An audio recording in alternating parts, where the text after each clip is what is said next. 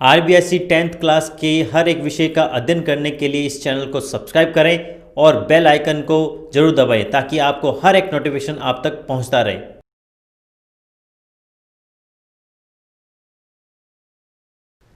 अब देखते हैं, मैंने जैसे बताया प्रतिजन वह बाहरी रोगाणु अथवा पदार्थ है जो शरीर में प्रविष्ट होने के पश्चात बी लसिका कोशिका को प्रतिरक्षी उत्पादक प्लाज्मा कोशिका में रूपांतरित कर प्रतिरक्षी उत्पादन हेतु प्रेरित करते हैं। देखो यही बात है कि हमारे शरीर में प्लाज्मा कोशिका पाई जाती है, ठीक है, बी लसिका कोशिका भी पाई जाती है।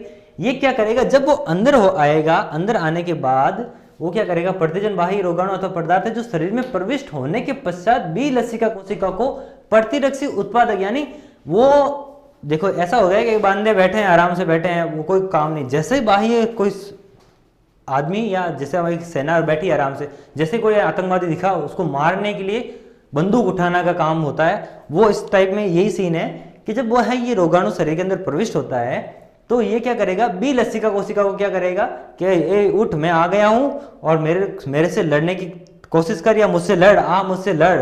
तो लड़ने के लिए बी कोशिका क्या करेगी, प्रतिरक्षा का उत्पादन कहां करेगी, प्लाज्मा कोशिका में करती है, और ये प्लाज्मा कोशिका क्या करेगी, कन्वर्ट हो जाएगी किसमें, एक प्रतिरक्षी तंत्र में, ठीक है। ये देखो प्लाज्मा कोशिका में रूपांतरित कर प्रतिरक्षी उत्पादन हेतु प्रेरित करता है तथा विशिष्ट रूप से उसी प्रतिरक्षी से अभिक्रिया करता है। अब स्पेसिफाइड जो प्रतिजन आया है वो स्पेसिफाइड प्रतिजन से लड़ने के लिए हमारे शरीर में स्पेसिफाइड प्रतिरक्षी का निर्माण होगा। वो प्रतिरक्षी तंत्र या वो प्रतिरक्षी जो प्रोटीन स्पेसिफाइड बना है वो उसी प्रतिजन से लड़ने का काम करेगा। ओके, प्रतिरक्षी वह प्रोटीन होता है जो देह में उपस्थित बी लसिका कोशिकाओं द्वारा किसी प्रतिजन से अनुक्रिया के कारण निर्मित होता है, ठीक है। यहां तक बात समझ में आ गई, प्रोटीन के बारे में बताया, उस विशेष प्रतिजन से विशिष्ट रूप से संयोजित हो सकता है। यह संयोजन प्रतिजन की संरचनात्मक विशेषता पर निर्भर है तथा प्रतिरक्षी तंत्र की सफलता हेतु आधारभूत आवश्यकता है। अब देखो यहाँ पे एक प्रतिरक्षा तंत्र के लिए आधारभूत क्या है कि वो जो संयोजन को प्रेरित करता है कौन करेगा, स्पेसिफाइड प्रतिजन ही करेगा कि भाई तू आके मुझसे लड़। तो कौन लड़ेगा, एक ऐसा समझ लो कि आपने मूवी देखी होगी तो विद्युत जामवाल है जो एक अच्छा कमांडो है, तो उस कमांडो से लड़ने के लिए सिंपल सा फौजी काम नहीं आएगा, उस कमांडो से लड़ने के लिए आपको एक स्पेसिफाइड कमांडो की जरूरत रहेगी।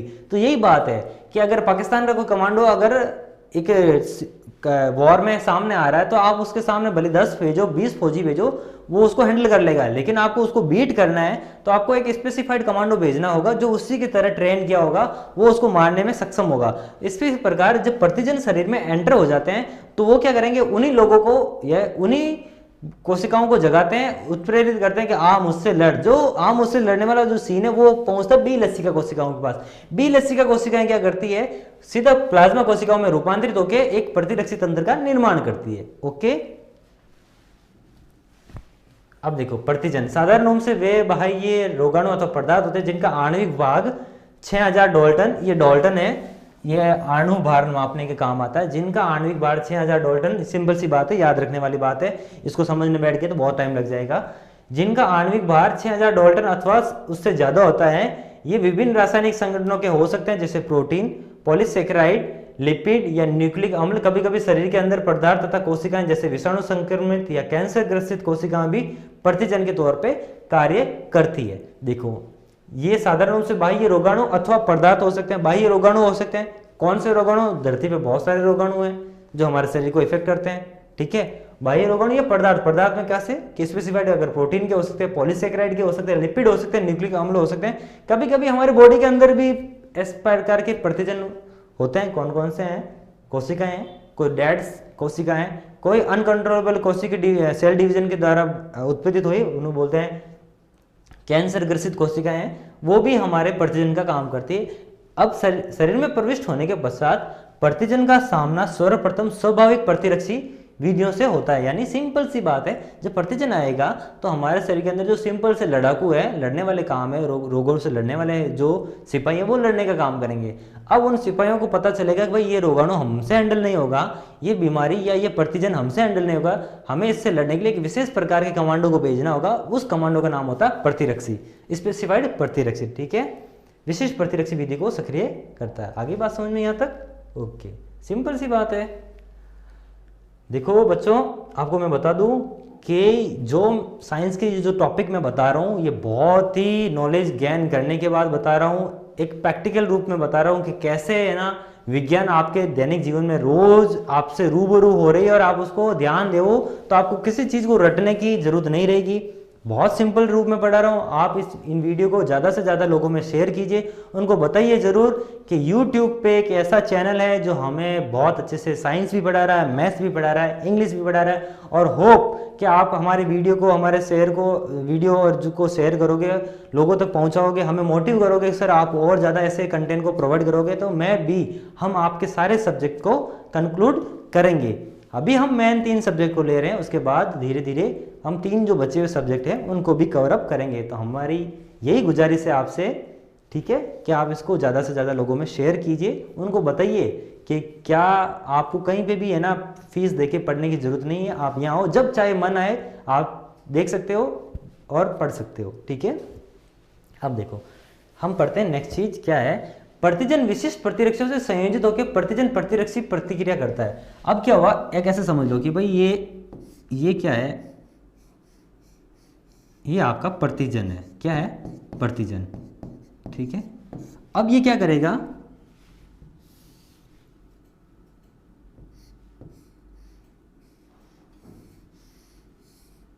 ये आपका प्रतिरक्षी है, ये प्रतिजन है, इसकी डिजाइनिंग इस प्रकार है, ठीक है। तो इसको समझ के हमारा शरीर का जो प्रतिरक्षी तंत्र है वो अपनी डिजाइनिंग जो है लड़ने की जो क्षमता उसको इस प्रकार दिखाएगा कि ये बिल्कुल इसके सांचे में सेट बैठ जाए। आपने उन बॉक्स को खेला है सांचों में फिट करने वाला, तो ये स्पेसिफाइड है, ये इसके अंदर फिट हो जाएगा और एक ब्लॉक बना लेगा जिसमें, ठीक है, इस प्रकार, ठीक है, इस प्रकार का ब्लॉक बना के ये सेट हो जाएगा। अब इसके संयोजन से ये जो बना है कि प्रतिजन विशिष्ट प्रतिरक्षी से संयोजन के प्रतिजन प्रतिरक्षी प्रतिक्रिया करते हैं। सामान्यतः प्रोटीन के अलावा अन्य रासायनिक पदार्थ प्रतिरक्षी के साथ क्रिया तो कर सकते हैं, परंतु ये प्रतिरक्षी निर्माण में अधिक सक्रिय नहीं होते हैं। सिर्फ प्रोटीन ही जिम्मेदार रहता है प्रतिरक्षियों के निर्माण के लिए, ठीक है। स्पेसिफाइड प्रोटीन होते हैं, शरीर में करोड़ों प्रकार के प्रोटीन और अमीनो अम्ल पाए जाते हैं, उन्हीं अमीनो अम्ल के हिसाब से ही प्रतिरक्षियों का निर्माण होता है। आपको पता है कि सभी जीवित कोशिकाओं में प्रोटीनों के प्रकार अलग अलग होते हैं, ठीक है। मानव में प्रोटीनों के जो विशेष प्रकार के जो प्रोटीन वो अलग होंगे, गाय भैंस ऊंट बकरी घोड़े इनमें अलग होंगे। जो जीवाणु हैं, बैक्टीरिया, लाखों तरह के बैक्टीरिया जीवाणु हमारे आसपास एनवायरमेंट में पाए जाते हैं, उनके भी जो शरीर जो उनकी जो कोशिका है उनमें विशेष प्रकार के प्रोटीन पाए जाते हैं। उन प्रोटीनों में वही प्रोटीन जिम्मेदार होते हैं रोगाणुओं को हमारे शरीर में क्रियाशील करने के लिए, और हमारे शरीर में भी वो प्रोटीन है उन क्रियाशीलता को कम करने के लिए। तो यहाँ पे प्रोटीन आपस में लड़ने का काम करते हैं, ठीक है। सामान्यतः प्रोटीन के अलावा अन्य रासायनिक पदार्थ प्रतिरक्षा के निर्माण में भाग नहीं लेते हैं। अब देखो प्रतिजन संपूर्ण अणु के रूप में प्रतिरक्षी से प्रतिक्रिया भी नहीं करता है। आपको देखो ये पूरा का पूरा प्रतिरक्षी से काम नहीं करेगा, सिर्फ कौन सा भाग करेगा, ये, इसका भी ये, ठीक है। तो प्रतिजन संपूर्ण अणु के रूप में प्रतिरक्षी से प्रतिक्रिया नहीं करता, वरन इसके कुछ विशिष्ट अंश, ये विशिष्ट अंश ही प्रतिरक्षी से जुड़ते हैं और इन अंशों से एंटीजनी निर्धारक या एंटीजनी निर्धारक कहते हैं, ठीक है, एंटीजन डिटरमिनेशन या एटीटॉप कहते हैं, ठीक है। प्रोटीन में करीब 6 से 8 अमीनो अम्ल की एक श्रृंखला एंटीजनी निर्धारक के रूप में कार्य करती है। हमारे जो शरीर में प्रोटीन पाया जाता है उसमें 6 से 8 प्रकार के अमीनो अम्ल हैं, वो हमारे शरीर में आने वाले जो रोगाणु है या बाह्य कारक है या जो भी है, ठीक है, अमीनो अम्ल है या प्रोटीन है या पॉलीसैकेराइड है, उनसे कैसे क्रिया करना है उनका निर्धारण कौन करता है। ये 6 से 8 अमीनो अम्ल की एक श्रृंखला है जो धीरे धीरे चेंज होती रहती है, इसके साथ ये जुड़ेगा, इसके साथ ये जुड़ेगा, हजारों तरह की प्रोटीन श्रृंखलाओं को बना देता है और हजारों तरह के रोगाणु से लड़ने की क्षमता हमारे शरीर के अंदर आ जाती है। एक प्रोटीन में कई एंटीजनी निर्धारक हो सकते हैं, इनकी संख्या को एंटीजन की संयोजकता के कहा जाता है। अधिकांश जीवाणु में एंटीजनी संयोजकता 100 या अधिक होती है, यानी कम से कम 100 तो होती है, इससे अधिक कहीं भी हो सकती है। वो डिपेंड करता है उस जीव की इम्यूनिटी सिस्टम पे, क्या कैसा उसका इम्यूनिटी सिस्टम है, ठीक है। आपने देखा होगा कि आदमी में फर्क है, कोई जल्दी बीमार होता है, कोई बहुत स्ट्रांग रहता है, यानी उसका स्ट्रांग रहने का वजह क्या है, उसका इम्यूनिटी सिस्टम बहुत अच्छा है, रोग प्रतिरोधक क्षमता बहुत अच्छी है, ठीक है।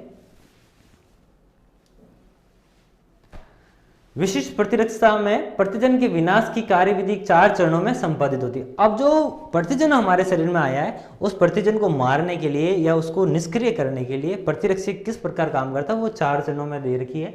अंतर्निहित प्रतिजन तथा बाह्य प्रतिजन में विभेद करना कि भाई ये जो प्रतिजन आया है ये कहाँ से आया, बाहर से आया है कि हमारे शरीर के अंदर खुद डेवलप हुआ है, पहले हो गया डिसाइड। अगर बाहर से आया तो बाहर के हिसाब से उसको हैंडल किया जाएगा, अगर अंदर है तो अंदर के हिसाब से हैंडल किया जाएगा। ठीक है, हैंडल करने का मतलब इन द सेंस है, अगर बाह्य आया है तो बाह्य कहाँ अटका हुआ है, श्वसन के अंदर, फेफड़ों के अंदर है, या ब्लड के अंदर आ गया है, या भोजन के पाचन आमाशय में तक पहुंच गया है, कहाँ तक पहुंचा है।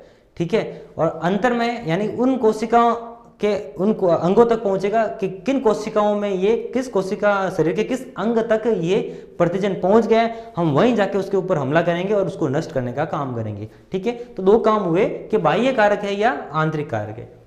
बाह्य प्रतिजन के ऊपर व्याप्त एंटीजन निर्धारित की संरचना के अनुसार बी लसिका कोशिका द्वारा प्लाज्मा कोशिका का निर्माण। अब अगर बाह्य प्रतिजन है तो उसके ऊपर व्याप्त एंटीजनिक निर्धारणों की संरचना के अनुसार उस बाह्य कारक के ऊपर जो एंटीजनी जो पाई जाती है, एंटीजनी है, उनकी संरचना के हिसाब से हमारी बी लसिका कोशिका क्या करेगी, प्लाज्मा कोशिकाओं को बताएगी कि भाई ये है, इसकी डिजाइनिंग इस प्रकार है। ठीक है, इसकी वो पीछे वाला डायग्राम याद होगा कि इसकी डिजाइनिंग ये संरचना में, ये सेट में इस प्रकार बैठेगा कि तभी हम इसको मार गिराएंगे। ठीक है, तो उसकी संरचना को बताता है बी लसिका कोशिका और प्लाज्मा कोशिकाओं का निर्माण करता है। प्लाज्मा कोशिकाओं द्वारा विशिष्ट प्रतिरक्षों का निर्माण, यानी विशिष्ट प्रतिरक्षों का निर्माण क्या है कि अपने अंदर जो प्रोटीन है उनको उन प्रोटीनों से रिएक्शन करने के लिए वो अपने जो प्रोटीन की जो श्रृंखला है, कार्बन नाइट्रोजन की जो भी है, अमीनो अम्ल की, उसको इस प्रकार सेट करेगा कि तुरंत वो उनसे क्रिया करके उस चीज को सेट कर दे। प्रतिजन प्रतिरक्षियों अब चौथा क्या हो जाएगा, प्रतिजन और प्रतिरक्षियों की आपस में क्रिया होगी। ठीक है, और क्रिया होने के बाद क्या हो जाएगा, प्रतिक्रिया तथा कोशिका मध्य प्रतिरक्षा द्वारा प्रतिजन का विनाश। अब वो क्या, वो प्रोटीन है जो उस प्रतिजन पे पाया जाना, वो प्रोटीन अब किसके साथ जुड़ जाएगा, हमारे प्रतिरक्षी की जो प्रोटीन है, जो प्रोटीन संरचना, उससे जुड़ के एक नई प्रोटीन श्रृंखला का निर्माण करेगा। और वो अगर उस कोशिका में यार कोई जीवाणु आया या कोई भी कारक आया, उसका प्रोटीन हमने ले लिया तो जीवाणु ऐसे ही खत्म हो जाएगा। ठीक है, यही बात है। नाउ अब बात करते हैं प्रतिरक्षी क्या है। प्रतिरक्षी को इम्यूनोग्लोबुलिन या संक्षिप्त में आईजीबी कहा जाता है। ठीक है, ये बात आपको देखनी है। हमारे शरीर में जो प्रतिरक्षी पाया जाता है, उन या किसी भी जो जीवित है कोशिकाओं, उनमें जो प्रतिरक्षी तंत्र पाया जाता है, उन प्रतिरक्षियों के अंदर प्रतिरक्षी को इम्यूनोग्लोबिन या संक्षिप्त में आईजीबी कहा जाता है। ये प्लाज्मा कोशिकाओं द्वारा निर्मित गामा ग्लोबुलिन प्रोटीन है। जो हमारे इतनी देर हम प्रोटीन की बात कर रहे हैं, वो प्रोटीन कौन सा है, देखो इसका नाम है गामा ग्लोबिन लिन।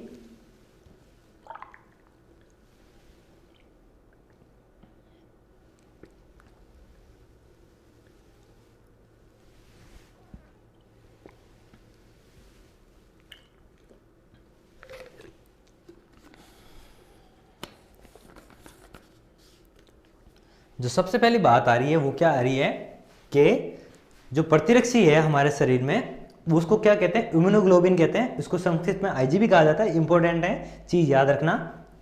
ठीक है, ये प्लाज्मा कोशिकाओं द्वारा निर्मित गामा ग्लोबुलिन प्रोटीन है। इस प्रोटीन का नाम क्या है, गामा ग्लोबुलिन। ठीक है, जो प्राणियों के रक्त तथा अन्य तरल पदार्थों में पाया जाता है। रक्त के अलावा अन्य तरल पदार्थ कौन कौन से थे, आपको याद होता है, वो जो लार था। ठीक है, त्वचा के अंदर जो जैविक रासायनिक पदार्थ पाए जाते हैं, उनके अंदर है पाया जाता है। प्रतिरक्षी प्रतिजन को पहचानने तथा निष्प्रभावी करने हेतु प्रतिजन से क्रिया करते हैं। ये बात सिंपल सी आ रही है।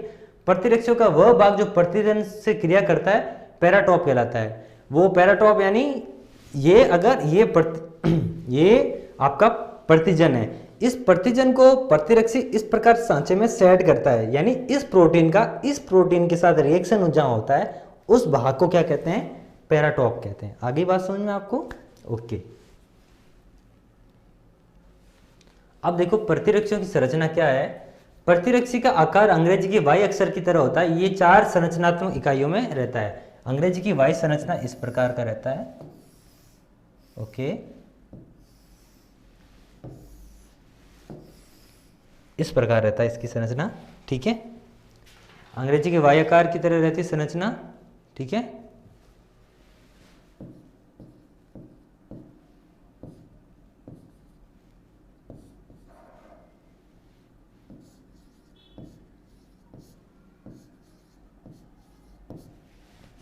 इस प्रकार की कुछ डायग्राम आपके उसके अंदर बुक के अंदर दे रखा होगा।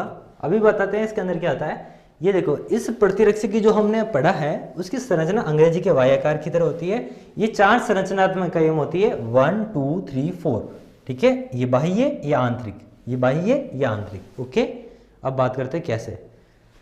इसमें देखो 4 संरचनात्मक इकाइयां बनी होती है, 2 भारी H, ये आपका H बन रहा है, ये H बन रहा है, H आपके सामने H बन रहा है, दिखाई दे रहा है H बनते हुए। 2 H, 2 हल्की छोटी L बनती है, दिखाई दे रही है, छोटी L बनता है, दिखाई दे रहा है आपको इसके अंदर, ठीक है। आगे बात समझ में, ये रहा आपका L, ये छोटा L बन रहा है, ये L, और ये H बड़ा H। एक तो सिंपल सा ये वाला भाग, ये वाला भाग जो L बना रहा है, ठीक है। और ये पूरा भाग अगर मैं कंक्लूड करूँ ये पूरे भाग को, तो आपका ये कैपिटल H, ठीक है। तो ये याद रखने वाली बात है।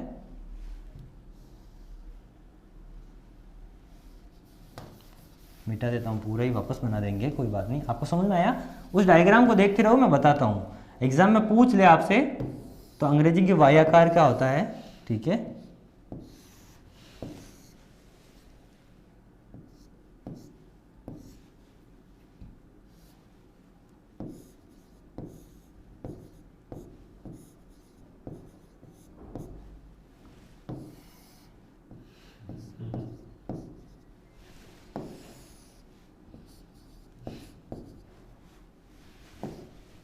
ठीक है, इस प्रकार का रहता है ये, ओके। अब 2 हल्की 2 H और L में समझ में आ गया। एक भारी व एक हल्की श्रृंखला मिलकर HL द्विलक बनाते हैं। ये L और ये H द्विलक, ये सिंपल सही है, ये सिंपल सही है, ठीक है। 2 बनते हैं द्विलक ऐसे, ठीक है। 2 द्विलक मिलकर एक प्रतिरक्षी का निर्माण करते हैं। ये हाफ इधर वाला भाग, ये हाफ इधर वाला भाग, एक L और एक H मिलकर 2 द्विलक बनाते हैं, ठीक है। अब देखो, दूसरे शब्दों में कहें कि एक प्रतिरक्षी अणु 2 समरूपी अर्धांशों से मिलकर बना होता है। इसका देखो, ये आधा वाला भाग, ये वाला आधा वाला भाग सेम टू सेम है, इनमें कोई फर्क नहीं है, ठीक है। दोनों अर्धांश आपस में डाइसल्फाइड बंध से संयोजित होते हैं। ये जो बंध है ना, ये इनको बोलते हैं डाइसल्फाइड। क्या बोलते हैं? डाइसल्फाइड बॉन्ड, ठीक है। ये डाइसल्फाइड बंध है, ये वाले जो दिखाई दे रहे हैं, ठीक है। डाइसल्फाइड बंध से संयोजित होते हैं। प्रत्येक अर्धांश एक H वाले एक L पॉलीपेप्टाइड श्रृंखला से मिलकर बने होते हैं, ठीक है। तो ये जो आपकी श्रृंखला है, ये वाली ये किससे बनी होती है? क्या लिखा? पॉलीपेप्टाइड। अब ये जो है नामकरण दे रखा है पॉलीपेप्टाइड, क्या होता है? ये IUPAC नाम है, पॉलीपेप्टाइड है।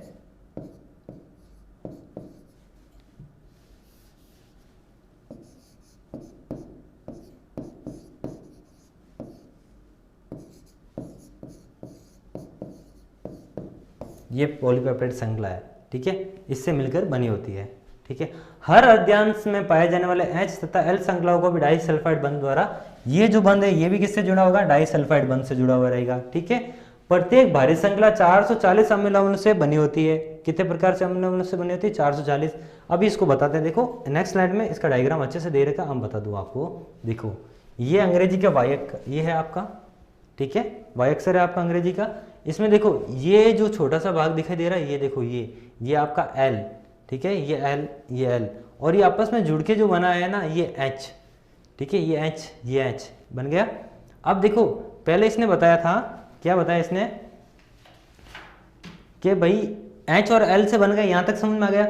उसके बाद बता, एक भारी एक हल्की श्रृंखला है। देखो, ये हल्की है, ये भारी है, ये हल्की, ये भारी है, ठीक है। ये आपस में द्विलक, ये देखो, ये आधा भाग ये रहा, आधा भाग ये रहा, ठीक है, ठीक है। तो बोलते हैं ना समान रूप से अर्धांश रूप बने हुए हैं, ठीक है। तो देखो, वापस एक बार देख लेते हैं इसकी डायग्राम के बारे में, ठीक है। आपको मैं बता दूं कि अंग्रेजी के वाई अक्षर के आकार का होता है ये प्रतिजन, ठीक है, आपको दिखाई दे रहा है वाई। इसमें 2 चीज है कि ये देखो, यहाँ पे एक L टाइप का सिग्नल बन रहा है, ये देखो L, और एक बन रहा है H, इनमें 2, ठीक है। यहाँ H और ये L का समझ में आ गया। आप अपने उसको रीड करो पैराग्राफ को। प्रतिरक्षी का आकार अंग्रेजी के वाई अक्षर की तरह होता है। इसमें 4 संरचनात्मक इकाइयां से मिलकर बनी होती है, 2 भारी 2 हल्की। जो 2 भारी व बड़ी H है, ये 2 भारी H बड़ी में आ गया, और एक हल्की जो है वो L के रूप में आ रही है, ठीक है। अब ये जो श्रृंखला मिलके बनी वो HL श्रृंखला कहलाती है, एक H एक L, ठीक है। अब जो H है और L का एक जो समूह है वो कहलाएगा अर्धांश। तो दो अर्धांशों से मिलके बने होती है प्रतिरजन का स्ट्रक्चर, ठीक है। अब इनमें देखो, इसमें जो है ना ये द्विलक की दो द्विलक मिलकर एक प्रतिजन का द्विलक मिलकर एक प्रतिरक्षी का निर्माण करता है। दूसरे शब्दों में कहें तो प्रतिरक्षी अणु दो समरूपी अर्धांश से मिलकर बना होता है, ठीक है। दोनों अर्धांश आपस में डाइसल्फाइड बंध द्वारा ये जो डाइसल्फाइड बंध द्वारा जुड़े हुए रहते हैं, ठीक है, ओके। अब प्रत्येक अर्धांश एक H व एक L पॉलीपेप्टाइड श्रृंखला से मिलकर बने होते हैं। ये जो आपका H है और जो L है वो पॉलीपेप्टाइड श्रृंखला से मिलकर बने होते हैं। ये पॉलीपेप्टाइड श्रृंखला देख रहे हैं, CH3 CH2, वापस देखो Cl, ये जो है ये वापस यहाँ पे देखो CH2 CH3, ये पॉलीपेप्टाइड श्रृंखला कहलाती है, ठीक है। आगे बात समझ में आ गई। हर अर्धांश में पाए जाने वाले H तथा L श्रृंखला भी डाइसल्फाइड बंध द्वारा जुड़ी। देखो H और L श्रृंखला भी आपस में किससे जुड़ी होगी? डाइसल्फाइड बंध द्वारा जुड़ी रहती है। देखो ये डाइसल्फाइड बंध द्वारा, ये देखो यहाँ पे भी जुड़ी हुई है और यहाँ पे भी जुड़ी हुई है, ठीक है। पहले यहाँ पे जुड़ी हुई थी, ठीक है। प्रत्येक भारी श्रृंखला में 440 अमीनो अम्ल पाए जाते हैं। अब देखो प्रत्येक जो भारी श्रृंखला है, भारी कौन सी है यहाँ पे देखो, ये भारी श्रृंखला लिखी हुई है, ये हल्की श्रृंखला लिखी हुई है। ये जो भारी श्रृंखला है ये इसमें 440 तरह के अमीनो अम्ल पाए जाते हैं, जबकि छोटे जो हल्की श्रृंखला है उसमें 220 तरह के अमीनो अम्ल पाए जाते हैं, ओके। उसके बाद देखो भारी पॉलीपेप्टाइड श्रृंखला पे कार्बोहाइड्रेट श्रृंखला भी जुड़ी होती है। देखो भारी श्रृंखला पे देखो COOH, ये देखो दिखाई दे रहा है यहाँ पे, ये COOH, ये है आपका कार्बोहाइड्रेट श्रृंखला भी जुड़ी हुई रहती है। प्रत्येक भारी व हल्की श्रृंखला दोनों भाग विभक्त होती है। ये अस्थिर भाग, ये वह भाग जो प्रतिजन से क्रिया करता है, ये आपका जो भाग है ये अस्थिर भाग कहलाता है। क्रियाशील स्थिर है ना, ये जो भाग जहाँ पे देखो ये खांचे दिखाई दे रहे हैं, इन्हें हिंज बोलते हैं, ठीक है। ये क्रियाशील वाले भाग इनको हिंज बोलते हैं, जहाँ पे आके हिंज यानी पल्ला, जहाँ के आके वो चीज जुड़ेगी, ठीक है। ये अस्थिर भाग है, यहाँ पे भी और यहाँ पे भी, ये दोनों अस्थिर भाग है, ठीक है। दूसरा क्या है, तथा श्रृंखला के NH2 अंश की तरफ पाया जाता है। ये श्रृंखला के NH2 वाली श्रृंखला की तरफ पाया जाता है। देखो ये NH2 लिखा हुआ, ये NH2, ठीक है। NH2 को अमोनिया वाला जो भाग है उसकी तरफ पाया जाता है। इसे FAB भाग भी कहते हैं। इस भाग को क्या कहेंगे? FAB भाग भी कहते हैं, ठीक है।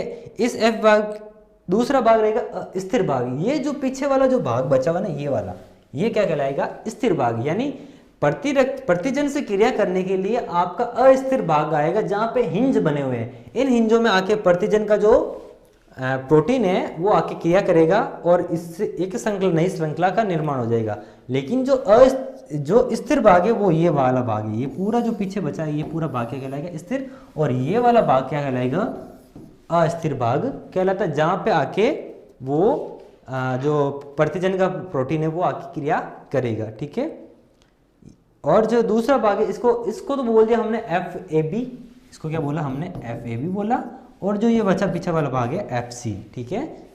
अधिकतर प्रतिरक्षों में वायु स्वरूप के दोनों भुजाओं के उद्गम स्थल लचीले होते हैं। ये उद्गम स्थल जो लचीले होते हैं, ठीक है, तथा कब्जे तथा हिंज कहलाते हैं। ये उद्गम स्थल है ना, इनका यानी स्टार्टिंग पॉइंट है, जो क्या है बहुत ही लचीले होते हैं। यानी यहाँ पे कोई भी आके किसी से भी ये आके रिएक्शन यानी से कोई भी मिलजुल कर सकता है। तो ये वाला लचीले भाग है और इनके लचीले भाग में ये जो आपको दिखाई दे रहा है, ये जो सांचे बने हुए इनको हिंज कहते हैं, ओके। अगली बात समझ में, ठीक है। यही बात है, लचीले होने के कारण हिंज प्रतिरक्षों के अस्थिर भाग को प्रतिजन के छोटे बड़े अणु समाहित कर अभिक्रिया करने में मदद करते हैं, ठीक है। पैराग्राफ खत्म। आगे बात समझ में यहाँ तक। अब देखते हैं कि प्रतिरक्षों के प्रकार कितने होते हैं। प्रतिरक्षों में 5 प्रकार की भारी पॉलीपेप्टाइड श्रृंखला पाई जाती है। ये पॉलीपेप्टाइड है ना, एक कार्बनिक यौगिक की श्रृंखला है, ठीक है। कार्बन के और कार्बन के अपरूप पढ़ेंगे जब हम, तो कार्बन जो अपना टॉपिक है 8वां चैप्टर, हमारे शरीर में अनेक कार्बोहाइड्रेट है, प्रोटीन है, उनसे मिलके बना है ना, पोषक तत्वों से। तो उन पोषक तत्व आपस में मिलके है ना बहुत सारी अलग अलग टाइप के जो श्रृंखला का निर्माण करते हैं, कार्बनिक यौगिकों का निर्माण करते हैं। उन्हीं कार्बनिक यौगिकों में एक है ये पॉलीपेप्टाइड जो कार्बन की श्रृंखला है, पॉलीपेप्टाइड कार्बन की श्रृंखला है, वो है शरीर। प्रतिरक्षों में 5 प्रकार की भारी पॉलीपेप्टाइड श्रृंखला पाई जाती है।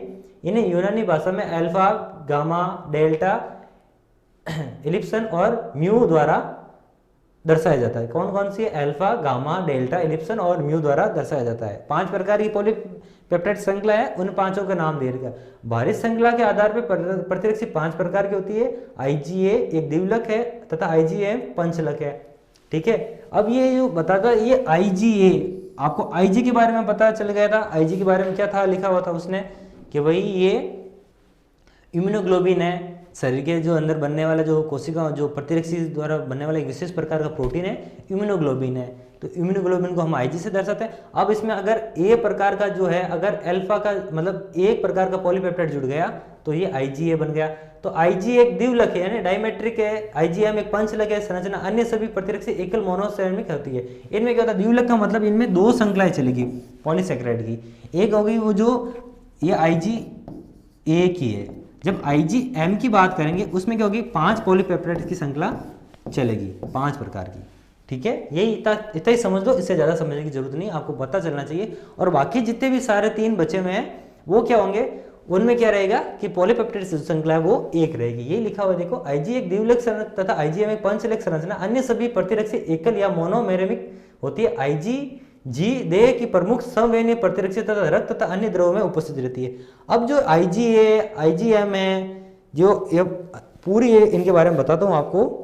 IgG IgM IgA IgE और IgD, अब इनकी उपस्थिति भी शरीर में अलग अलग जगहों पर रहती है।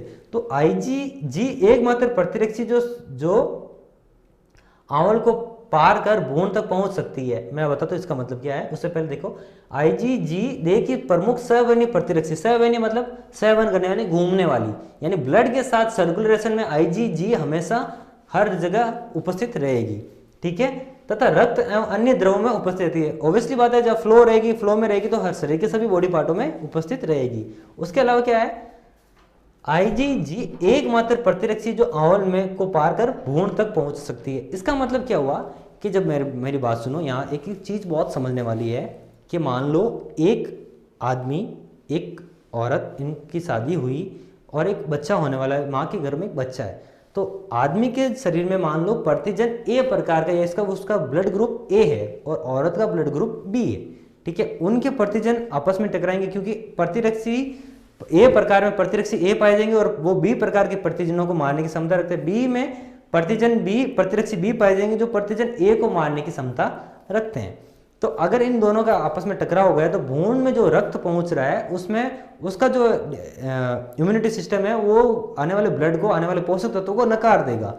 तो उससे बचने के लिए एक IgG ये प्रतिरक्षी है जो क्या करता है, उसको उस जो माँ के पेट में जो बच्चा है उसको सुरक्षा प्रदान करने के लिए एकमात्र ऐसा अपना प्रतिरक्षी है जो उस तक पहुंच सकता है। यानी IgG एकमात्र प्रतिरक्षी जो आंवल यानी प्लेसेंटा, आंवल बोलते हैं माँ और माँ के गर्भ में बच्चा जिस नली से जुड़ा हुआ रहता है, यानी या जो क्रियात्मक इकाई है जिससे वो जुड़ा हुआ रहता है। आपको पता है बच्चा पैदा होता है तो वो एक नली रहती है एक मांस की, एक जो छोटी सी, उसे आंवल बोलते हैं, जिससे माँ के द्वारा जितने भी खाए गए पिए गए जो पोषक तत्व जिनको उस बच्चे को चाहिए उन पोषक तत्वों को बच्चे तक पहुंचाने का काम वो आंवल करती है। ठीक है, तो उसका प्लेसेंटा बोलते हैं, प्लेसेंटा इंग्लिश में प्लेसेंटा बोलते हैं। उसको प्लेसेंटा को पार कर भ्रूण तक पहुंचने का काम सिर्फ एकमात्र प्रतिरक्षी कर सकता है, वो है IgG। ठीक है, बाकी क्या होता है उसमें बच्चे में खुद का प्रतिरक्षी तंत्र होता है। ठीक है, वो प्रतिरक्षी क्या इन जो दूसरे कोई भी प्रतिरक्षी आए उनको मारने का काम कर सकते हैं, लेकिन ये आंवल को पार करके उस बच्चे को अन्य प्रकार के बाह्य रोगाणुओं से लड़ने में मदद करता है। ठीक है, सीरम में पाए जाने वाली प्रतिरक्षियों में IgG की सांद्रता सर्वाधिक होती है। IgM प्रतिरक्षण की अनुक्रिया से उत्पादित तथा प्रथम प्रकार की प्रतिरक्षी है। अब देखो जब शरीर में कोई बाह्य कारक आ गया तो उससे पहले सबसे पहला कौन सा प्रतिरक्षी मिलेगा या उससे लड़ाई करने का काम करेगा, वो है IgM। तो IgM प्रतिजन की अनुक्रिया से उत्पादित प्रथम प्रकार की प्रतिरक्षी है। ठीक है, अब देखो IgG का उत्पादन IgM के उत्पादन के पश्चात होता है, यानी पहले कौन सा प्रतिरक्षी तंत्र जागेगा, IgM, उसके बाद IgM का उत्पादन होगा, उसके बाद IgG का उत्पादन होगा। ठीक है, IgA माँ के दूध में पाया जाने वाला अकेला प्रतिरक्षी है। अब देखो माँ के दूध में भी प्रतिरक्षी पाए जाते हैं, सिर्फ उसमें कौन सा पाया जाएगा प्रतिरक्षी, सिर्फ IgA। तो IgA होगा माँ के दूध में पाया जाना अकेला प्रतिरक्षी। ये नवजात शिशु को प्रतिरक्षा के लिए महत्वपूर्ण है। अब जो माँ का दूध जो अपन कहते हैं कि बहुत पोषक होता है और रोगाणु से लड़ने में मदद करता है, तो वो रोगाणु मदद क्यों करता है? क्योंकि उसके अंदर IgA नाम का एक प्रतिरक्षी पाया जाता है, जो बाह्य रोगाणु जिनसे बच्चा गुजरने वाला है, जो बच्चे के ऊपर इफेक्ट डालते हैं, उनसे लड़ने की क्षमता कौन देगा? IgA प्रतिरक्षी देगा। ओके, ये नवजात शिशु को प्रतिरक्षा के लिए महत्वपूर्ण IgE प्रतिरक्षी प्राथमिक रूप से बेसोफिल तथा मास्ट कोशिकाओं पे क्रिया करता है। अब जो लास्ट बचा हुआ जो IgE है प्रतिरक्षी, ये प्राथमिक रूप से बेसोफिल तथा मास्ट कोशिकाओं पे क्रिया करता है। यानी कोई रोगाणु या बैक्टीरिया या बाह्य तत्व आया है जिनकी संरचना कैसे हो, जिन कौन सी कोशिकाएं बेसोफिल या मास्ट कोशिका होती है उनसे क्रिया करता है तथा प्रत्युजरता या एलर्जी क्रियाओं में हिस्सा लेता है। यानी हमारे शरीर में अगर एलर्जी है, एलर्जी के कारक होते हैं, उनमें क्रियाशील कौन सा प्रतिरक्षी लेता है? IgE।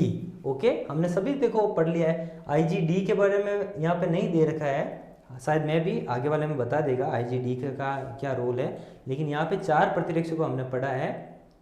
कौन कौन से? IgG, IgM, IgA और IgE।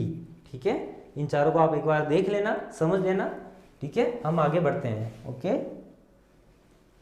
ये रहा IgG में, ये रहा आपका IgM, ये रहा IgA, ये रहा IgE, ये रहा और IgD।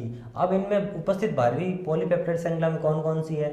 देखो, IgG में गामा पाई जाती है, IgM में जो क्या नाम है उसका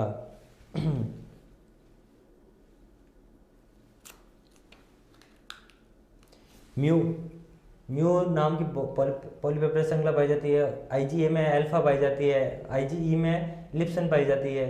ठीक है, और IgD में डेल्टा पाई जाती है पॉलीपेप्टाइड श्रृंखला। ये आपकी एक सारणी है, यहाँ से एक सवाल पूछा जा सकता है प्रतिरक्षियों के प्रकार के हिसाब से आप समझाइए। तो कौन कौन से शरीर में प्रतिरक्षी पाए जाते हैं? IgG, IgM, IgA, IgE, IgD। इनमें कौन कौन सी पॉलीपेप्टाइड श्रृंखला पाई जाती है? गामा, म्यू, अल्फा, एलिप्सन और डेल्टा। ठीक है, अब देखो हम बात करेंगे हमारे शरीर में, अब बात आएगी ब्लड की। हमने इतनी देर पढ़ लिया प्रतिरक्षियों के बारे में पढ़ लिया, प्रतिजन क्या होता है, प्रतिरक्षी क्या होते हैं, प्रतिरक्षियों के प्रकार पढ़ लिए, और वो प्रतिरक्षियों के प्रकार किस प्रकार, प्रतिरक्षियों की संरचना पढ़ ली, उनकी संरचना कैसी रहती है, पॉलीसेकेराइड में कौन कौन से पॉलीसेकेराइड रहते हैं, भारी रहते हैं, भारी में कौन कौन से रहते हैं, ये सारे टॉपिक हमने कवर कर लिया। अब हम बात करते हैं ब्लड की। ठीक है, थोड़ा इंट्रोडक्शन हमने ब्लड के बारे में चैप्टर नंबर 2 में पढ़ा था। अब हम बात करते हैं, इसको विस्तार रूप से हम इस चैप्टर में कंक्लूड करेंगे।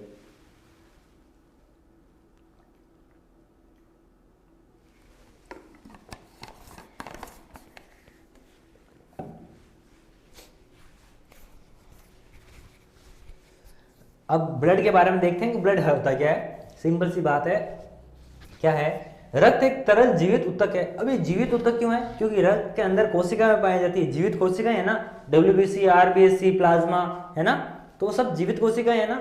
तो रक्त एक तरल जीवित ऊतक है। तरल क्यों है? कि वो लिक्विड फॉर्म में रहता है। ठीक है, जो गाढ़ा चिपचिपा व लाल रंग का होता है तथा रक्त वाहिनियों में प्रवाहित होता है।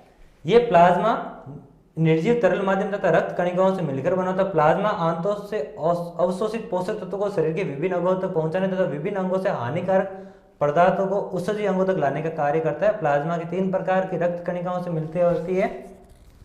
अब देखो, लाल रक्त कणिकाएं, श्वेत रक्त कणिकाएं और बिंबाणु, ये 3 रक्त कणिकाएं होती है हमारे शरीर में, इनसे मिलकर बंधा होता है प्लाज्मा।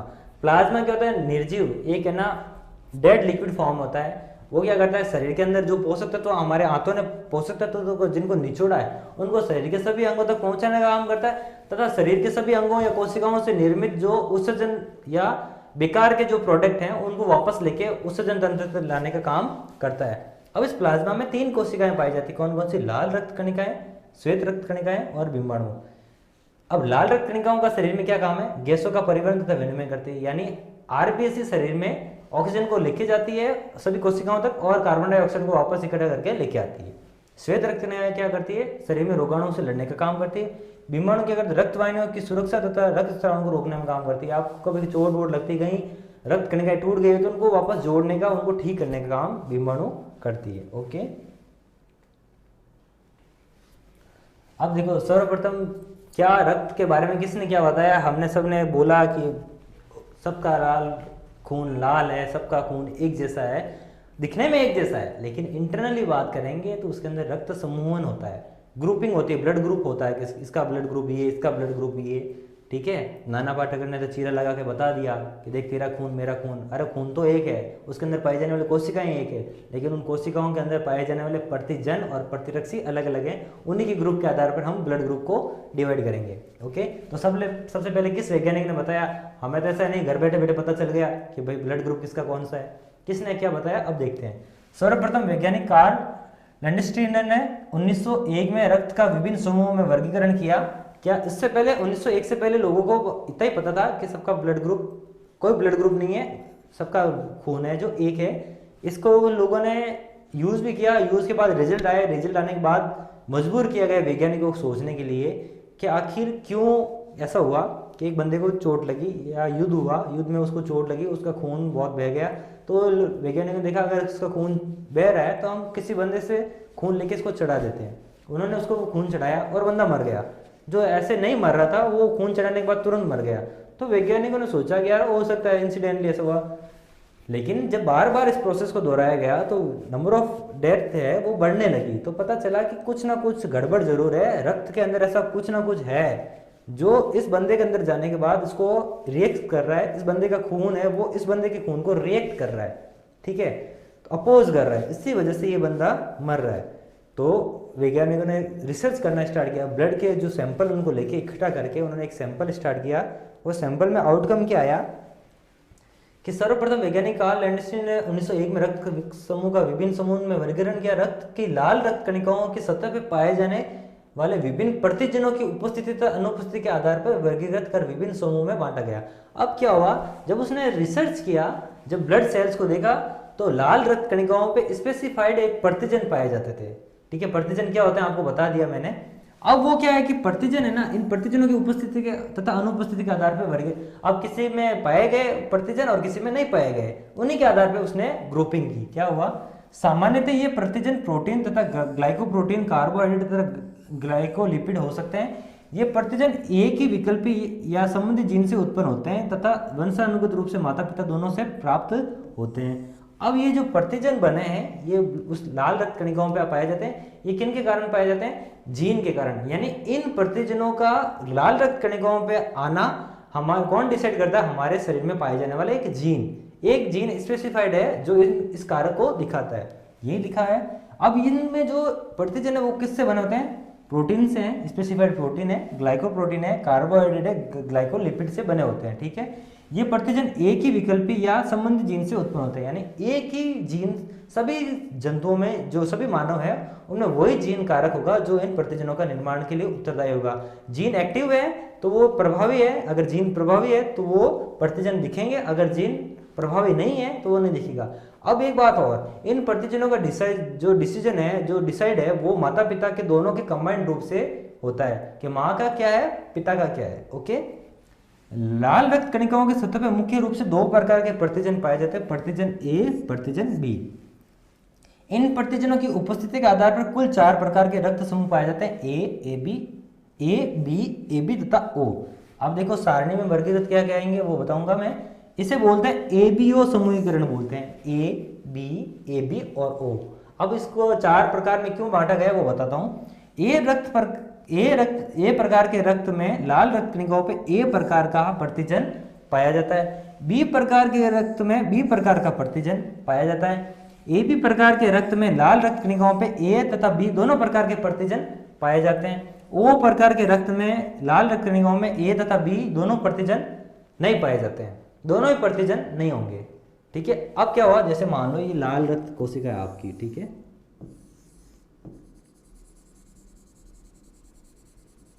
इस पे स्पेसिफाइड ऐसे ये प्रतिजन पाए जाते हैं। ठीक है, इन्हें बोलते हैं ए प्रकार का प्रतिजन।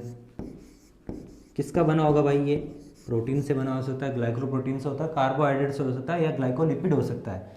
ठीक है, बी में बी प्रकार का होगा, ए बी में दोनों पाए जाएंगे, ए बी में दोनों प्रकार के प्रतिजन पाए जाते हैं और ओ में दोनों प्रतिजन नहीं होंगे। यानी ओ की लाल रक्त कणिकाओं पे कोई भी प्रकार का प्रतिजन नहीं पाया जाएगा। अब देखो इनसे आगे क्या चीज डिस्कस होती है। अब यह याद रखो कि हमें पता है कि अगर शरीर में प्रतिजन है तो उससे प्रतिरक्षक का निर्माण जरूर होगा। किसके लिए होगा, अगर ए प्रकार का प्रतिजन हमारे बॉडी में है तो वो किससे लड़ने के लिए सक्षम होगा? बी प्रकार के ए प्रकार के प्रतिजन है तो बी प्रकार के जो प्रतिजन है उनसे लड़ने की क्षमता रखेगा। ए को अलाउ करेगा, अगर जिसका समूह ए है, जिसका प्रतिजन ए जैसा है, उससे कोई नहीं लड़ेगा कि भाई अपना बंदा है। जैसे बी प्रकार का प्रतिजन आया यानी उससे अलग आया तो उससे लड़ने की क्षमता रखेगा। यही बात आगे वाले पैराग्राफ में बताई है। इसके अलावा एक और बात है, ए बी के अतिरिक्त लाल रक्त कणिकाओं पे RH नामक का एक और प्रतिजन पाया जाता है। यदि रक्त कणिकाओं की सतह पे RH प्रतिजन पाया जाता है तो उसे बोलते हैं RH धनात्मक, RH प्लस, और अगर नहीं पाया जाता है तो उसे बोलते हैं RH ऋणात्मक, RH negative, RH minus. Okay, अब देखो एक सारणी जिससे हम समझ सकते हैं कि क्या क्या होता है, एक देखते हैं। रक्त समूह A प्लस यानी इसमें RH प्लस यानी इसमें RH फैक्टर पाया जाता है। तो लाल रक्त कणिकाओं पर उपस्थित प्रतिजन कौन सा है? ए प्रतिजन पाया जाएगा। प्रतिजन का जीन प्रारूप कैसा होगा? IA यानी इसमें दोनों ही जो प्रतिजन है जीन प्रारूप क्या होगा इसके अंदर कि या तो पूरा जो है माता पिता दोनों के जो है प्रतिजन का जीन प्रारूप ये कहेगा कि भाई IA के अंदर जो एक लक्षण है, आपको पता जीन का हमने याद करो मेंडलवाद में देखा था टी कैपिटल टी, यानी उसका मतलब ये है कि जो इसके जनरेशन में पिता जो था वो भी लंबा था और माता थी वो भी लंबी थी। उसी प्रकार यहाँ पे ये हो सकता है कि जो माता पिता दोनों ही रक्त समूह था उनमें IA प्रतिजन पाया जाता था, या हो सकता है उनमें से किसी एक के पाया जा सकता है। ठीक है, अब लाल रक्त कणिकाओं पे RH फैक्टर पॉजिटिव है तब उपस्थित, और रक्त में उपस्थित प्रतिरक्षी किसका होगा? एंटी बी, यानी बी प्रतिजन से खिलाफ ये लड़ने का काम करेगा। RH माइनस में क्या होगा? ए है, इसमें भी ये हो सकता है कि भाई दोनों माता पिता दोनों जो है IA प्रतिजन को लेके हो सकता है, या उनमें से कोई एक लेके हो सकता है। ठीक है, ये कंफर्म है कि जब ए होगा तो उनमें से किसी ना किसी एक के पास प्रतिजन ए होगा ही होगा, तभी उसका रिजल्ट ये है कि उसका ब्लड ग्रुप कैसा है? ए। RH फैक्टर क्या आएगा? अनुपस्थित, और ये एंटी बी यानी रक्त में उपस्थित प्रतिरक्षी किससे है? ये भी एंटी बी यानी बी प्रकार के प्रतिजनों से मुकाबला करेगा यानी उनसे लड़ेगा। अब बी है, बी में ये है, अब बी में क्या हो सकता है? यानी दोनों माता पिता बी ग्रुप से हो सकते हैं या उनमें से कोई एक। प्लस है तो उपस्थित RH फैक्टर, अगर नहीं है तो अनुपस्थित। ये किससे लड़ेगा? एंटी ए से, यानी एंटीजन जो इसमें जो एंटीजन बनेंगे वो किससे होंगे? ए प्रकार से, यानी इसका जो अगर बी प्रकार का ब्लड ग्रुप है किसी के पास, तो अगर उसको ए प्रकार के ब्लड ग्रुप को उसमें अंदर चढ़ाया जाएगा तो उनसे वो रिएक्शन करेगा, उनसे वो उसको निष्प्रभावी करने का काम करेगा। आपको एक बात बता दूं, इसके अंदर एक और है कि RH प्लस वाले बंदे को ये हुआ सीन कि जब लैंडस्टीन ने ये खोज कर ली, ठीक है, कि भाई ब्लड ग्रुप ए बी और O है, किसके हिसाब से? कि प्रतिजन ए प्रतिजन बी के आधार पे बता दिया कि भाई ए में प्रतिजन ए पाया जाता है, बी में प्रतिजन बी पाया जाता है, AB के अंदर दोनों प्रतिजन पाए जाते हैं और O के अंदर कोई प्रतिजन नहीं पाया जाता। फिर भी तब लोगों ने टेस्ट करके बता दिया कि भाई तेरा ब्लड ग्रुप कौन सा है? कि बी। ले भाई बी वाले को बी चढ़ा, फिर भी लोगों के अंदर मृत्यु दर रही, लोग मरने लगे, तो पता चला कि और कोई ना कोई प्रतिजन पाया जाता है। तो पता चला कि एक RH नाम का प्रतिजन और पाया जाता है। अगर किसी ब्लड सेल में RH प्लस RH है तो उसे RH प्लस कहते हैं, अगर नहीं है तो RH माइनस कहते हैं। फिर पता चला कि हाँ भाई अब इसको देखो ब्लड ग्रुप में दोनों चीज चेक करो, अगर A है तो A में कौन सा है? A प्लस है या A माइनस है? अगर A प्लस वाले को A माइनस ब्लड ग्रुप चढ़ाओगे तो बंदे की मृत्यु हो सकती है। ठीक है, तो RH फैक्टर भी इंपॉर्टेंट रहता है। अब ये RH नाम क्यों है वो बताऊंगा मैं आगे आने वाले स्लाइड्स में। ठीक है, ऐसे कैसे देखो, A के बारे में पढ़ लिया, B के बारे में पढ़ लिया, अब AB के अंदर क्या हो सकता है कि दोनों प्रतिजन पाए जाएंगे A और B। जीन प्रारूप ये हो सकता है कि दोनों में से कोई भी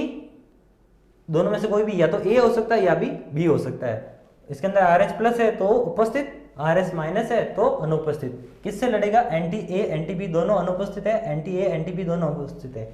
यानी AB ब्लड ग्रुप वाला कभी भी किसी से डरेगा, मतलब किसी से उसको डरने की जरूरत नहीं है, उसका कभी भी किसी के प्रति प्रतिरक्षी का निर्माण होगा ही नहीं। यानी AB वाले बंदे को कोई भी ब्लड दे दे, उसके अंदर प्रतिजन है ही नहीं तो उसका प्रतिरक्षी का निर्माण होगा ही नहीं।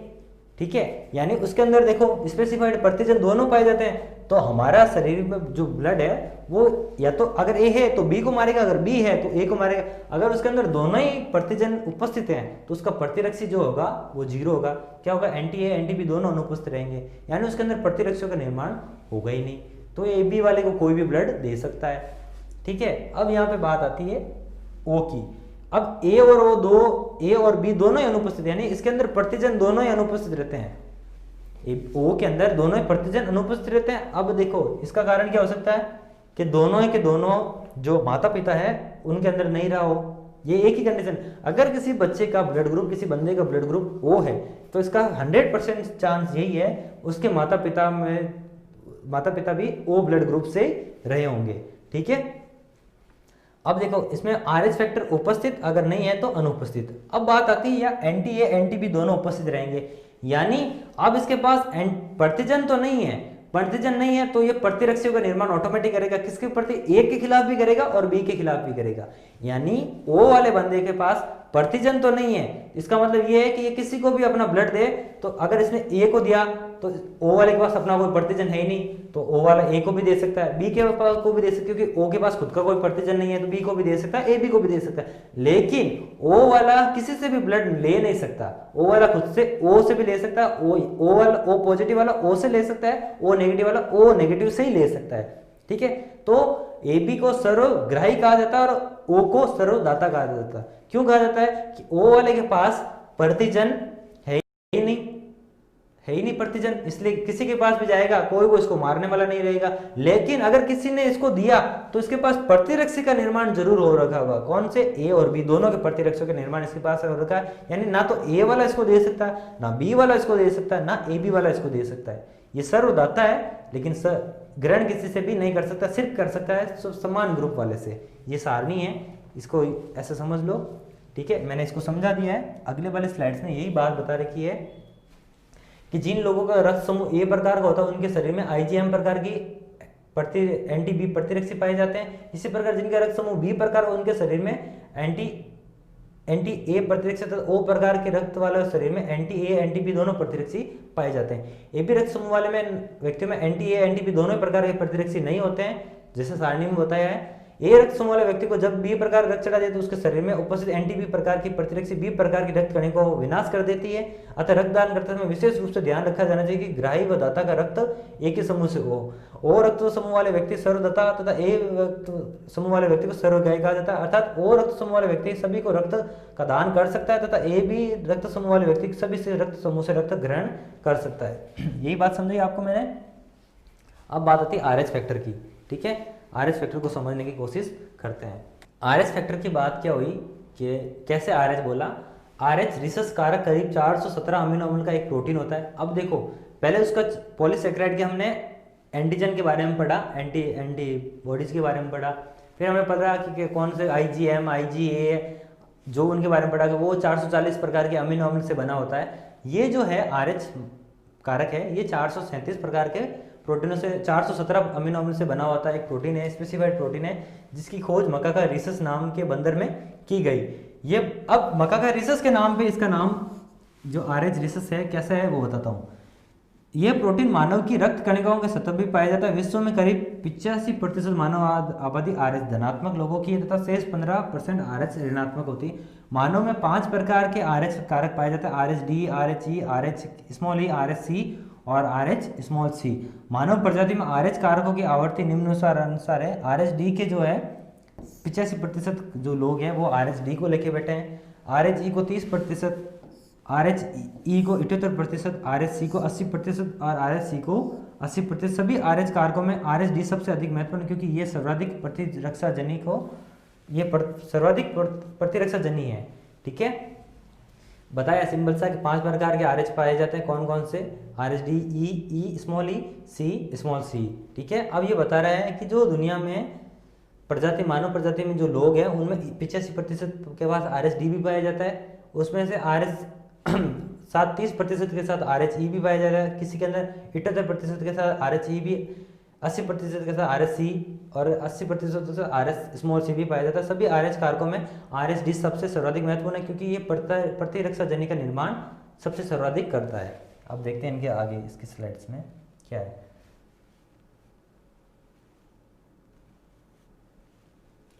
अब बात करते हैं, ये RH फैक्टर हो गया। अब बात करते हैं कि क्या होता है। अभी इतने RH फैक्टर के बारे में पढ़ा, ब्लड ग्रुप के बारे में पढ़ा, क्यों पढ़ा कि हमारे मॉडर्न टाइम में अभी रक्तदान महत्वपूर्ण है। किसी का ऑपरेशन हो रहा है या किसी को चोट लगी है, कोई एक्सीडेंट हो गया, बंदे को बचाने के लिए, जान बचाने के लिए हमें ब्लड को उसको चढ़ाने के लिए, ब्लड की कमी को दूर करने के लिए ब्लड की जरूरत पड़ती है। हमें ये पता रहना चाहिए कि जो जिसको ब्लड चढ़ाया जा रहा है उसका जो ब्लड ग्रुप है और जिससे हम ब्लड लेके उसको चढ़ा रहे हैं उसका ब्लड ग्रुप है, वो मिसमैच नहीं होना चाहिए, बिल्कुल मैचिंग का होना चाहिए। दो रूप से, एक तो उसके ब्लड ग्रुप से, किसके, ए बी ओ के आधार पे और RH प्लस RH माइनस के आधार पे। रक्तदान के समय न केवल रक्त समूह का वर्ण RH कारक का भी मिलान भी आवश्यक है। यदि RH धनात्मक व्यक्ति का RH ऋणात्मक व्यक्ति के शरीर में स्थानांतरित किया जाए तो ग्राही में RH कारक के विरुद्ध IgG प्रतिरक्षी उत्पन्न होती है। ये प्रतिरक्षी RH धारी लाल रक्त कोशिकाओं को रुधिर सम्मिलन की विधि द्वारा नष्ट कर देगी। ये एक बात आती है, रुधिर सम्मिलन यानी कोशिकाओं का गुच्छा बन जाएगा। लाल रक्त कणिकाएं इकट्ठा होकर एक बॉल बना लेगी या गुच्छा बना लेगी, ट्यूमर बना लेगी, ठीक है। इस कारण रक्त में बिलीरुबिन नामक हानिकारक पदार्थ की बड़ी मात्रा में जमा हो जाती है। बिलीरुबिन अधिकता यकृत तथा प्लीहा को हानि पहुंचाकर वक्र को विफल कर व्यक्ति को मृत्यु का कारण बन सकती है। अब क्या हुआ, ये समूहन हो गया। इस कारण बिलीरुबिन नाम का एक हानिकारक पदार्थ जो हमारे बॉडी में बनेगा वो जाके कहाँ जाएगा, लीवर में और प्लीहा में, वहां जाके उनको नष्ट करेगा। उनको नष्ट करने का हमारी जो किडनी है वो फेलियर हो जाएगी। इसका पीछे रीजन क्या है, आपको चैप्टर नंबर 2 में मैंने बताया कैसे लीवर ये वक्र से जुड़ा हुआ, किडनी से जुड़ा हुआ रहता है, किस प्रकार वक्र किडनी के अंदर काम होता है, लीवर के अंदर काम होता है, आपको बता दूंगा। ये लाल रक्त कणिकाओं का जो है डेथ वैली है वो लीवर है। अब यहाँ पे ये जो क्या होगा, लाल रक्त कणिका आके समूह हो रही, समूह होने के बाद नष्ट होगी। नष्ट होने के बाद ये क्या है, किसका निर्माण करे, बिलीरुबिन। ये बिलीरुबिन कहाँ जाके जाएगा, लीवर में, लीवर को जाके वहाँ डैमेजेस स्टार्ट करेगा। इसके कारण क्या हो जाएगा, आपकी जो किडनी है वो फेल हो जाएगी, ठीक है। यहाँ एक बात उल्लेख की कि RH प्रतिरक्षी पहले से ही शरीर में बनी हुई नहीं होती, वरन इसका निर्माण RH ऋणात्मक रुधिर के प्रथम बार RH ऋणात्मक रुधिर के प्रथम बार RH धनात्मक रक्त के संपर्क में आने पर होता है। गर्भावस्था के दौरान यदि माँ RH ऋणात्मक हो तथा गर्भ शिशु RH धनात्मक हो तब प्रसव के दौरान विशेष ध्यान रखने की आवश्यक है। प्रथम प्रसव के समय माता तथा भ्रूण का रक्त आपस में मिल जाता है, इस कारण माता में RH प्रतिरक्षी का निर्माण होता है। प्रथम शिशु का जन्म सामान्य रूप से होता है। द्वितीय गर्भावस्था में यदि शिशु RH धनात्मक हो तो जटिलता उत्पन्न हो सकती है। माता के शरीर में बने RH प्रतिरक्षी भ्रूण के रक्त में मौजूद RH कारकों से प्रतिक्रिया करते हैं। रुधिर समूहन विधि द्वारा ये प्रतिरक्षी लाल रक्त कोशिकाओं नष्ट करते रुधिर लयनता उत्पन्न करते हैं। इस कारण माता के गर्भ में भ्रूण की मृत्यु तक हो सकती है। यदि शिशु जीवित रहता तो वह अत्यंत कमजोर तथा हेपेटाइटिस से ग्रसित होता है। इस रोग को गर्भ रक्ताणुकोरकता कहा जाता है। इस रोग के उपचार हेतु प्रथम प्रसव के 24 घंटों के भीतर माता को प्रतिजन IgG प्रतिरक्षकों का टीका लगाया जाता है। अब यहाँ बात आती है क्या हुआ, इतना बड़ा हमने पढ़ा एक पैराग्राफ, इस पैराग्राफ में क्या बात आई कि शरीर में RH धनात्मक RH ऋणात्मक उपस्थित जरूर रहते हैं, ठीक है। RH पॉजिटिव है, अगर RH फैक्टर उपस्थित है तो RH प्लस, और अगर नहीं है तो नेगेटिव।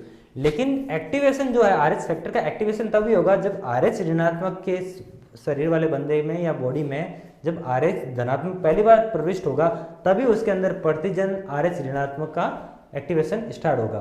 पहले से वो डीएक्टिवेट मोड में रहेगा। जैसे ही RH प्लस जो है फैक्टर RH ऋणात्मक वाले फैक्टर में आएगा तो वो RH ऋणात्मक वाले फैक्टर को एक्टिवेट मोड में डालेगा। तो हमने पढ़ा था ना, जब प्रतिजन शरीर में एंटर करते हैं तब वो विशेष प्रकार के प्रतिरक्षियों का निर्माण करते हैं। तो अब जब RH प्लस एक विशेष प्रकार का प्रतिजन है जब बॉडी के अंदर एंटर हुआ तो RH ऋणात्मक वाले अगर प्लस है तो प्लस वाला उसके साथ रिएक्शन नहीं करेगा, लेकिन अगर ऋणात्मक है यानी उसके पास RH प्लस है ही नहीं तो अभी तो उसको ऋणात्मक का, तो वो उसके जैसे शरीर में एंटर होगा तो उसके प्रति उससे रिएक्शन करने के लिए, उसको मारने के लिए अंदर प्रतिरक्षी का निर्माण करेगा, ठीक है। तो यही बात कही गई है। अब बात आ रही है यहाँ पे कि जब अगर माँ है, एक गर्भस्थ माँ है जिसके गर्भ में बच्चा पल रहा है, माँ का ब्लड ग्रुप RH नेगेटिव यानी उसके अंदर RH फैक्टर है ही नहीं, लेकिन गर्भस्थ शिशु है उसके अंदर RH फैक्टर है, धनात्मक है, तो पहली बार प्रसव जो होगा तो उसमें बच्चे को कोई दिक्कत नहीं होगी क्योंकि अभी तक प्रतिरक्षियों का निर्माण हो रहा है।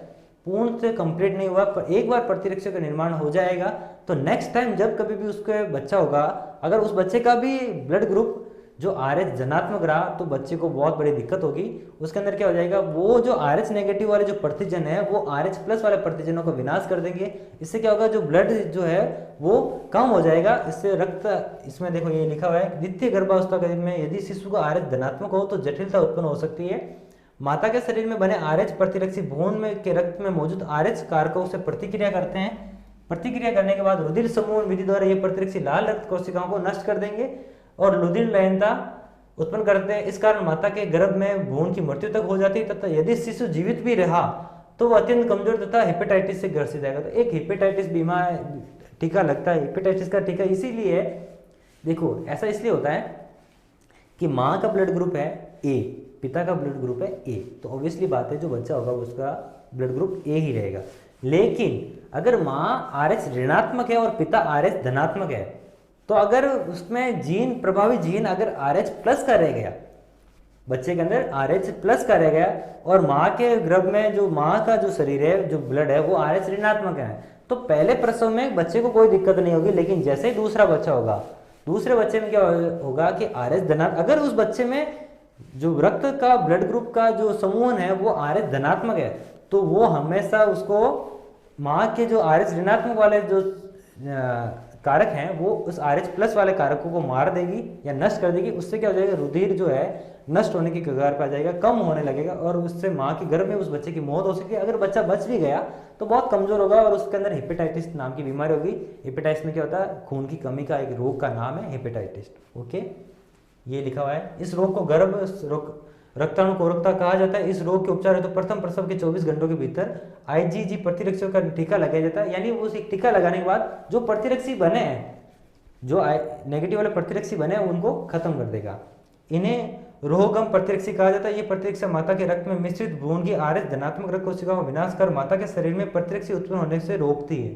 ठीक है, कई बार इस रोग के उपचार के लिए शिशु का संपूर्ण रक्तदान के द्वारा बदला भी जाता है। अब इस रोग से काफी बार क्या होता है, बच्चे का पूरा ब्लड है जो चेंज किया जाता है पूरा, ताकि उसमें से जो धनात्मक कारक है वो निकल जाए और उसके जो मोड है वो ऋणात्मक के हिसाब से सेट हो जाए। ठीक है, अगली स्लाइड्स में हम इस चैप्टर के अगले वाले टॉपिक को कवर करेंगे।